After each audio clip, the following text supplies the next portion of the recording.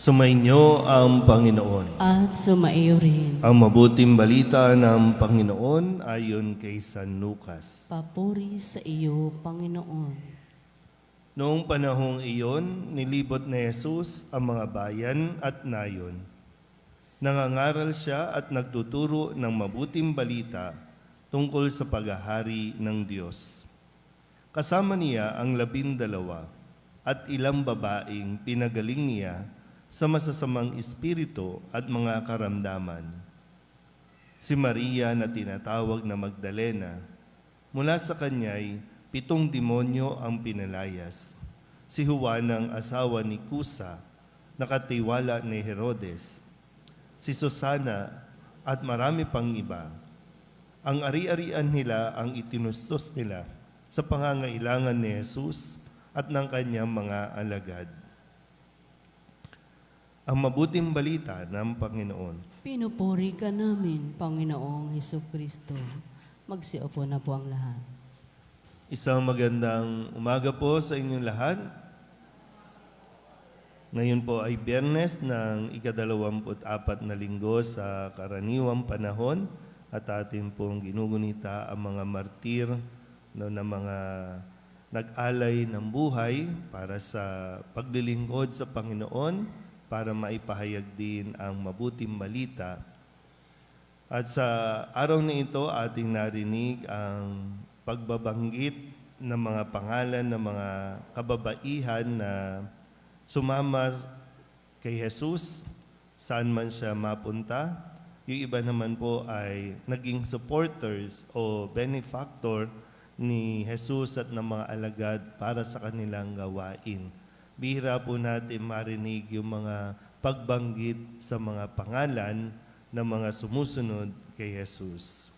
Kung babalikan po natin sa kasaysayan ng mga Hudyo, ng mga Israelita, ang mga babae po ay mababa ang pagtingin ng lipunan sa kanila.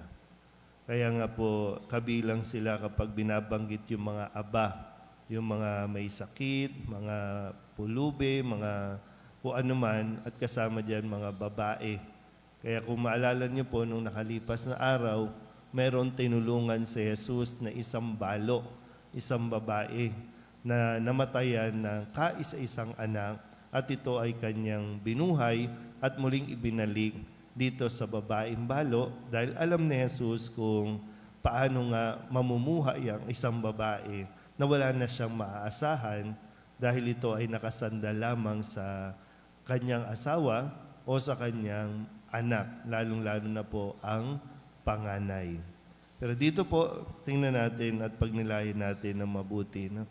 May mahalagang ginampanan ang mga kababaihang ito sa misyon na ginawa ni Jesus at patuloy na ginagawa, mga kababaihan. Pero dito po, ulitin natin ang mga kababaihan na binanggit dito ay kumbaga nag-full-time na sumuporta kay Jesus dahil sa mga ginawa din naman ni Jesus sa buhay nila, yung mga pagbabago sa buhay nila.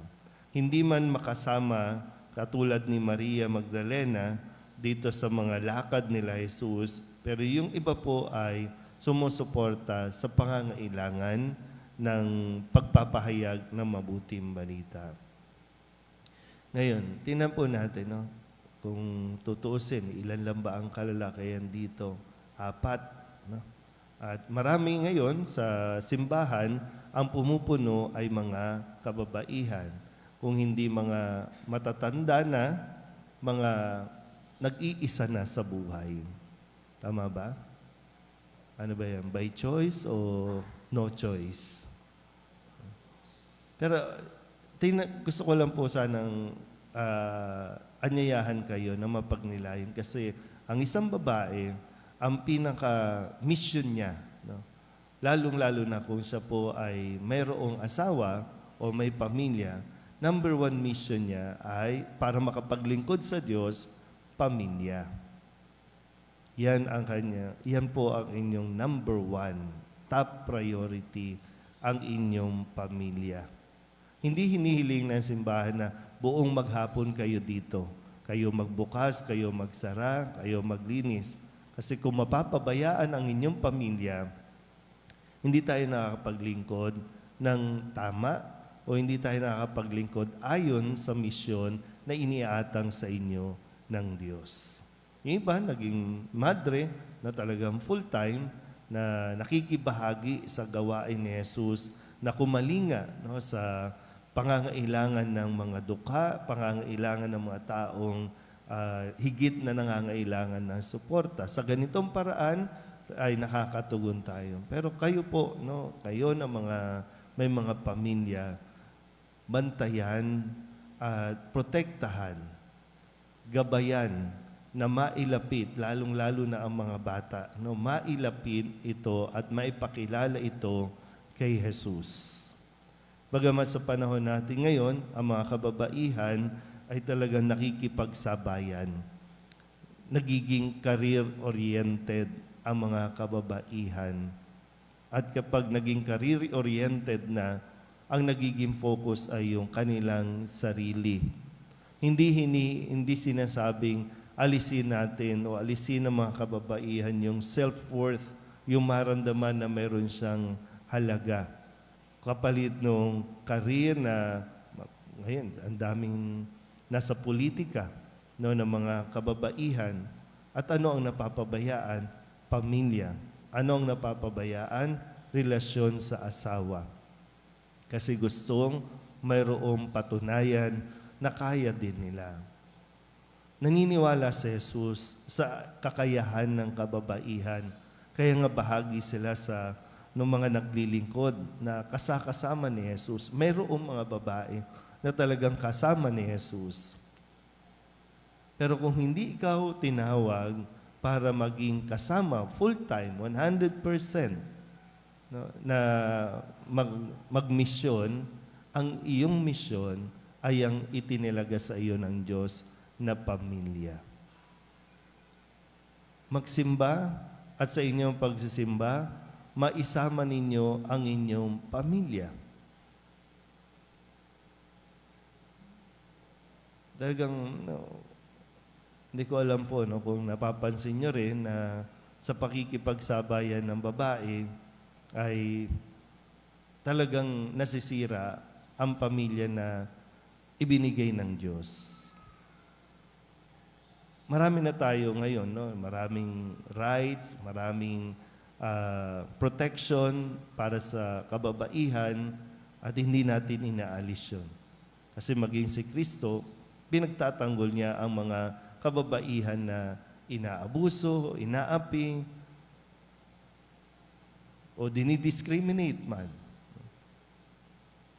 Hindi rin dapat mawala sa isipan ng kababaihan yung pinakamahalagang dapat ninyong gawin.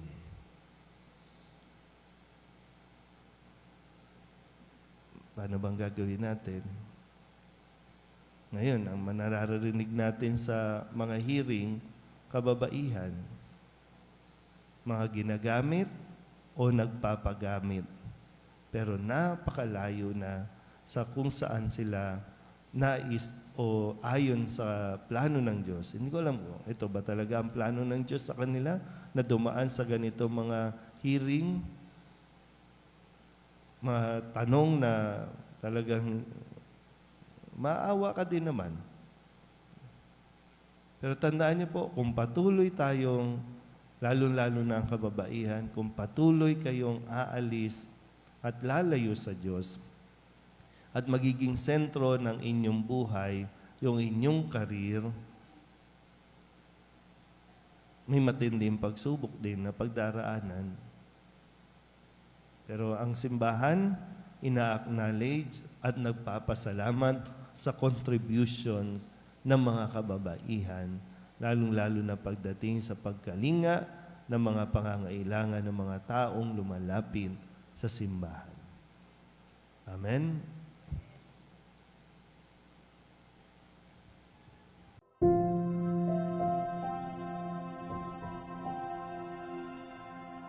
Thank you.